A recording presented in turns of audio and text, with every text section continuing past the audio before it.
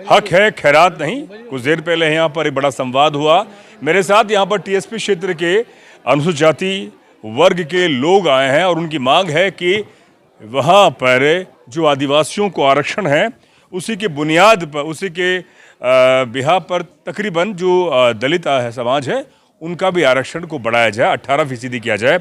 मेरे साथ यहाँ पर राष्ट्रीय दलित जागृति मंच के अध्यक्ष है, क्या नाम है आपका? मोहनलाल यादव जी। क्या कहना चाहेंगे आप?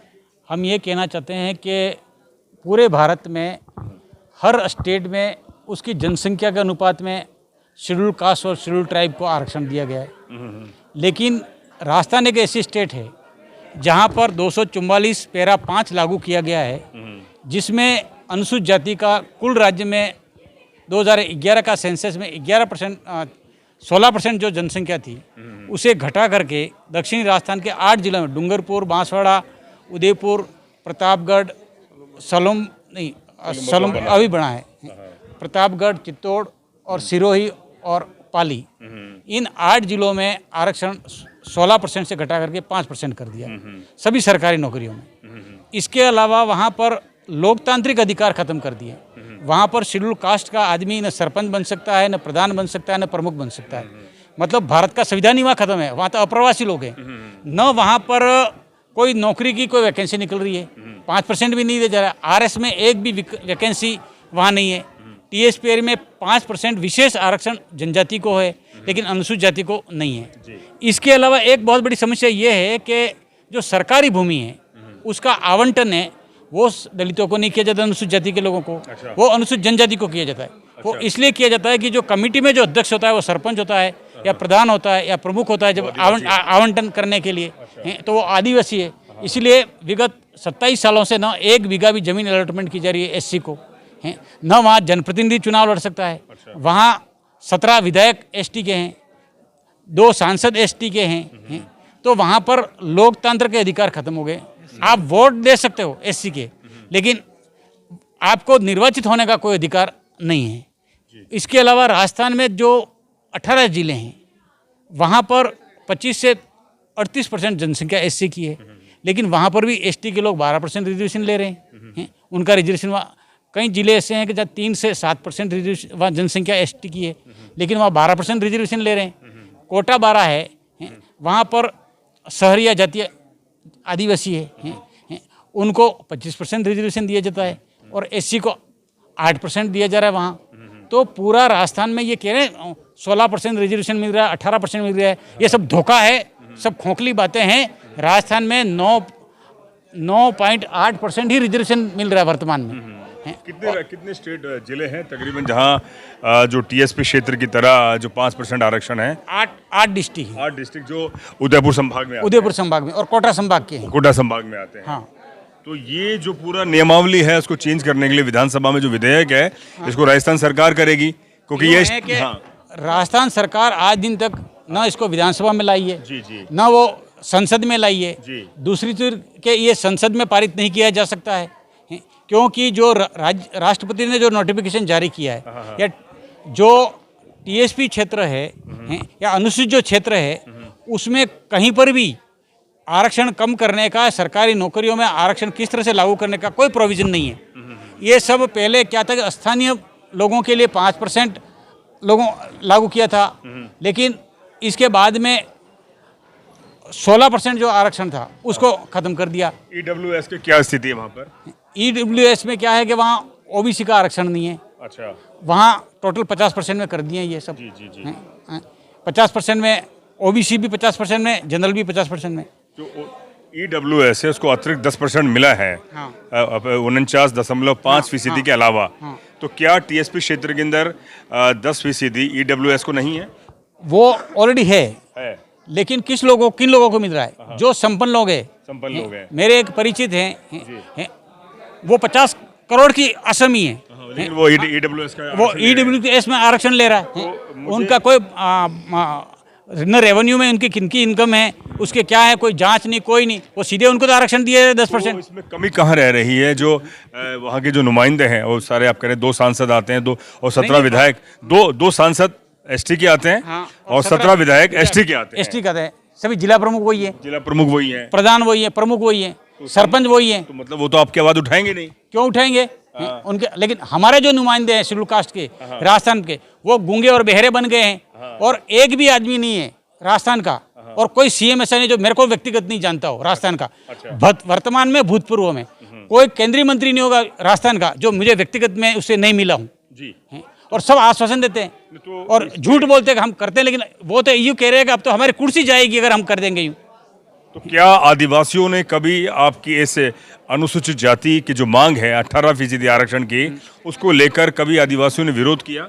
उनकी तरफ से विरोध के स्वर आए? उनकी तरफ से कोई विरोध नहीं। अशोक गहलोत के घर पे, निवास पे हम 350 लोग 2022 में वहाँ हमारी मीटिंग हुई थी, जिसमें टीएसपी के सभी एसटी के विधायक भी थे और मुख्यमंत्री ने कमेटी बनाई थी जिसमें अर्जुन राम बामणिया हैं, उस कमेटी के सदस्य बनाए थे। लेकिन इसके बाद इतना कोरोना आया कि वो वापस कमेटी वो कोई हो ही नहीं और प्रत्येक जिले से कलेक्टरों से रिपोर्ट मंगाई थी इनकी फाइनेंशियली क्या पोजीशन है, उनके पास कितनी ज़मीन है, क्या बैकवर्डनेस कितनी है, लेकिन वो रिपोर्ट तो सरकार के पास आ गई है। अब सीएम ने कहा कि हम कोशिश करते हैं, लेकिन 17 विधायक हों तो सरकार गिर जाए। 2007 में हम राहुल गांधी से मिले थे, उस समय अशोक गहलोत का सरकार थी। राहुल गांधी ने कहा कि मैं बात करता हूँ सीएम से यूँ हैं, और अशोक गहलोत से जब बात की, अशोक गहलोत ने कहा कि अगर मेरे पास में उस समय 11 विधायक एसटी के हैं, अगर एसटी के 11 विधायक ले लेंगे, अभी तो मेरी सरकार है वो लंगड़ी चल रही है यूँ दूसरे के बहुमत से, तो मेरी सरकार गिर जाएगी यूँ। तो इसीलिए वो दबाव डाल करके नए नए कानून ला रहे हैं एसटी के लिए, लेकिन एससी के वो ख़त्म करके उनको दे रहे हैं। इवन देन वहाँ पर राशन कार्ड नहीं मिल रख सकता टीएसपी में। एक भी पेट्रोल पंप नहीं है एससी के नाम से। एक भी गैस एजेंसी नहीं है वहाँ पर के। राज्य सरकार और केंद्र सरकार की जो भी आरक्षित और जो भी योजनाएं हैं आरक्षित वर्ग के लिए, उसका लाभ भी दलितों को नहीं मिल रहा है। तो कभी आपको लगता है कि इस पूरी मुहिम को लेकर कोई बड़ा आश्वासन और कोई उम्मीद नजर आ रही है आपको? अभी तक तो नजर नहीं आ रही है। अभी जो कैलाश जी पूर्व विधानसभा के अध्यक्ष थे, हाँ, वो सांसद थे, तो मैं दिल्ली में उनसे मिला। इन्होंने कहा कि मैं तो इस बारे में कुछ नहीं करता, और करने वाले यही थे। उस समय गृह मंत्री थे, ये जो 5% जो लागू किया नहीं, तो कैलाश जी मेघवाल खुद गृह मंत्री थे राजस्थान के हैं, उनकी जानकारी में है ये सब चीज़। मोहनलाल जी मुझे बताइए, जो 5% जो आरक्षण है और 45% एसटी को आरक्षण है, ये कब से लागू है, थोड़ा जानकारी? 22 मार्च 1995 से लागू है। इसके बाद में उन्होंने 4 बार अलग अलग अध्यादेश जारी किए। क्योंकि बार बार कोर्ट ने इसको कहा कि ये अनकॉन्स्टिट्यूशनल नहीं है। 2017 में डीबी ने कहा कि 244 जो पैरा 5 आप कर रहे हो, ये कॉन्स्टिट्यूशन में न संसद ने पारित किया है न विधानसभा ने पारित किया है, ये कानून कैसे बन गया? और इतने समय तक आप क्यों नहीं इसको संसद में विधानसभा पारित कर रहे हो हैं? इसको कानून बनाओ अगर है तो यूँ। तो कानून है ही नहीं, संविधान में कोई ऐसा प्रोविजन ही नहीं है कि इस तरह का आरक्षण को कम करके किसी जाति का और लागू किया जाए। और एससी का आरक्षण है राजस्थान में, वो 9.7% रह गया और एसटी का 36% हो गया 12% से। इतनी विसंगति होगी, लेकिन राजस्थान का कोई भी विधायक सांसद एससी का भी नहीं बोल रहा है इस बारे में। बोला जाता है कि 18% आपका आरक्षण बढ़ती आबादी के हिसाब से 2% बढ़ाया जाएगा। हाँ, है ना? 16% तो है। 16% कहाँ है? 16% नहीं, 16% घोषणा में है। हाँ, वो सब गफलत में है। गफलत में है। मेरे पास आंकड़े हैं, आपको कह दो। हाँ, यूँ नहीं, पूरे पीडी फाइल है। हाँ, और जो योजना आयोग है, अभी नीति आयोग कर दी है, तो नीति आयोग भी कह रहा है कि जो पहले अनुसूचित जनजाति क्षेत्र था, अब अनुसूचित क्षेत्र इसको डिक्लेयर कर दिया अभी नया नोटिफिकेशन में। हाँ, तो अब अनुसूचित क्षेत्र में क्या किया कि सरकार, भारत सरकार जो योजना आयोग है, उसने कहा है कि वहाँ पर जो ट्राइबल है उनकी स्थिति बढ़िया है, लिटरेसी में बढ़िया है, सभी जमीनें उनके पास है, ट्राइबल के पास में जमीनें इनके पास में, संसाधन उनके पास में है, लेकिन शेड्यूल कास्ट के पास में नहीं है यूँ। तो उनको जो बेनिफिट ट्राइबल को दिए जा रहा है वो दिए जाने चाहिए यूँ, लेकिन उसका इम्प्लीमेंटेशन धरातल पे नहीं हो रहा है। तो जो जनरल कम्युनिटी के जो नेता हैं, जो सामान्य वर्ग के लोग आते हैं, राजनीतिक पार्टी बीजेपी, कांग्रेस, ये पार्टियां, क्या उनकी तरफ से आपने कहा कि सरकार गहलोत ने आपको ये डिसीजन बताया कि मेरी सरकार गिर जाएगी?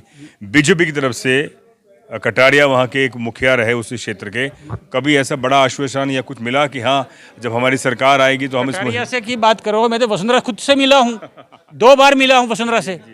कटारिया हेड तो बहुत छोटा आदमी है उसका आगे। अभी हाल में मैं 4 बार अभी हमारे कानून मंत्री से मिल के आया हूँ दिल्ली में। अर्जुन राम जी से। हाँ, उन्होंने कहा कि हम कोशिश कर रहे हैं यूँ। बीच में वो मानगढ़ में कार्यक्रम हुआ था, हम वहाँ गए थे। उन्होंने कहा कि अगर हुआ तो मैं पीएम से बात करूँगा यूँ, लेकिन वो मामला बैठा नहीं। बीच में उन्होंने दिल्ली भी बुलाया था हमको। यानी पूरी बात ये है कि पूरा राजनीतिक है, इसमें समीकरण है। अगर आपको लेकिन 16% हाँ, देते हैं हाँ, हमको नहीं, पूरे राजस्थान को 16% नहीं मिल रहा है। मिल रहा है। हाँ, लेकिन वो बोल नहीं रहे हैं। इसलिए मैं तो ये कहता हूँ कि जितनी भी राजनीतिक पार्टियां हैं या जो भी रिजर्वेशन से आ रहे हैं, इस बात को, दलितों को अधिकार को नाम पे वो चुनाव जीत रहे हैं, उनको अधिकार 18% रिजर्वेशन दिलाना चाहिए। और टीएसपी में जो 5% किया है वो बहाल किया जाए, और जिनका टोटल जो बैकलॉग है आज दिन तक 27 सालों में, वो इन लोगों को अधिकार दिलाया जाए।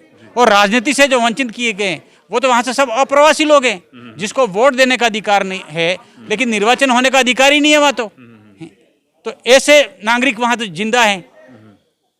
कई बार हजारों हमने रैलियां की, लाख बांसवाड़ा में 1 लाख लोग ऊपर इकट्ठे हुए, उदयपुर में भी कई रैलियां की है। 2006 में आपकी बहुत बड़ी रैली हुई थी। हाँ जी, तो बहुत विसंगति है। अगर आप उदयपुर संभाग की स्थिति देखें तो पूरी तरह से उन्होंने बताया कि संवैधानिक जो अधिकार है अनुसूचित जाति का, उसका जो आरक्षण है वो 5% वहाँ पर है, और मांग है कि वो 18% किया जाए।